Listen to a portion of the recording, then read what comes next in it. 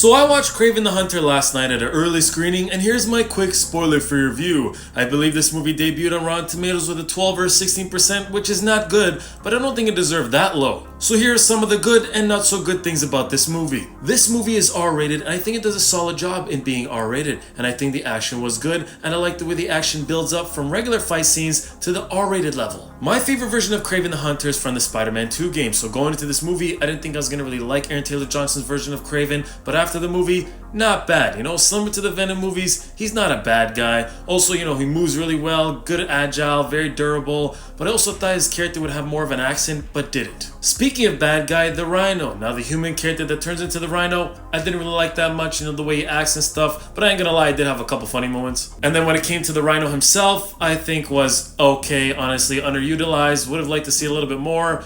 The action, wasn't bad, but then in terms of action-wise and CGI, overall in the movie, it definitely had its moments where it wasn't great. There's also this other character, I don't really remember his name, maybe I think he's called the Pioneer. I didn't really like him, I just thought he was a little bit weirdly placed and just there. The dialogue wasn't bad, but also wasn't great. Had its moments where it's a little bit cringy, awkward, moments you would laugh at the dialogue in terms of it not trying to be funny, but just like, what was that? I watched this movie with a couple friends, and one of them told me after the movie thinking that the script was written by AI. I like Russell Crowe. I think his character was fine, had a nice accent, and I think the relationship between him and his sons, I think, was decent. I think the pacing was fine. The way this movie was edited, I think was fine also in terms of it going, more into one direction or kind of consistent towards one path, compared to Venom: The Last Dance, where I think was more messy. I think the story wasn't great. The first half of the movie I feel like doesn't know exactly where it's going or what its goal is, and then the second half of the movie definitely picks that up. There's no post-credit scenes because this is probably the end of the Sony Spider-Man universe without Spider-Man, and it was already reported like weeks ago that there's no mention of Spider-Man,